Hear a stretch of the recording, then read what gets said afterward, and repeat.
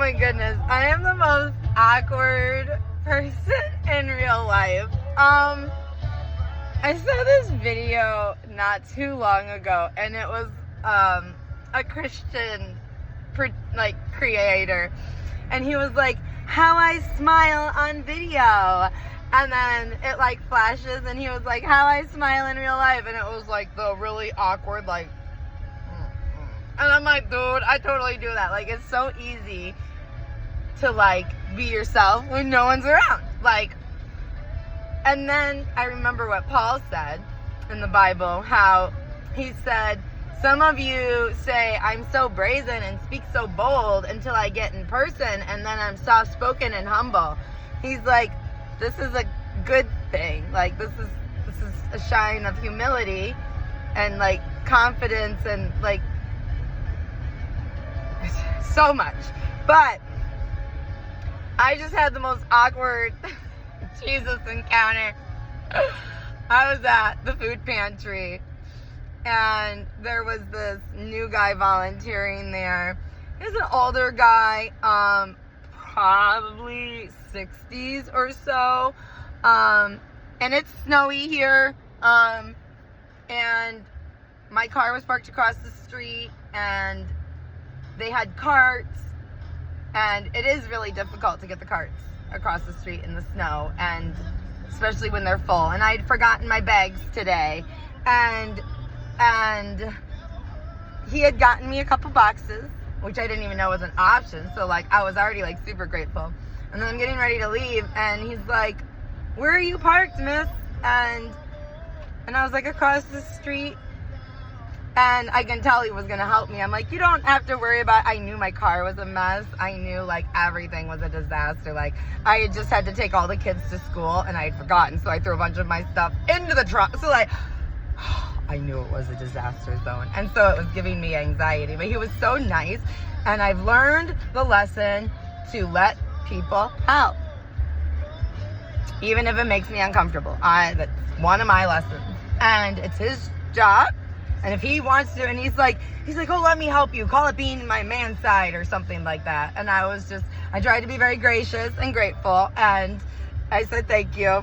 And so he's walked across the street, and we get to my car.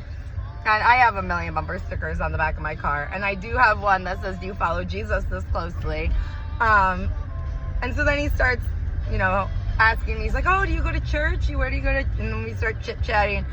And he was helping me unload all the groceries, and I didn't have any bags, and so we only had 2 boxes, and we're like piling all this, like, and making small talk, and I am horrible at small talk, except it wasn't small talk, because we were both like, love Jesus, and so we're actually like hitting on some deep points, like really fast, and I'm like, oh, and then he's like, okay, and he says bye, and he goes, I'm James, by the way, and I don't use my vision very much. I'm not always the best at it. And so I saw his arm out, and I assumed he wanted to shake hands.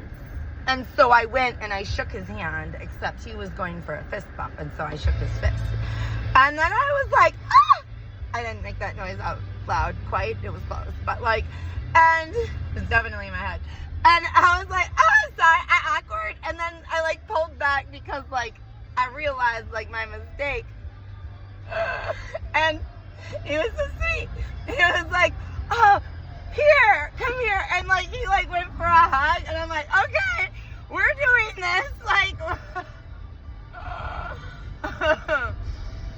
oh, and we had just, he and I had just talked about finding the Jesus in everyone, and it was just like the most natural, unjudgmental, sweet, authentic, like kind interaction I had had in a long time. And I love the people at the food pantry. They are all such amazing people, and they help me so much, and they don't even realize it. And so shout out to James at the Veterans Food Pantry in Racine, Wisconsin, for going above and beyond, and for listening to Jesus too.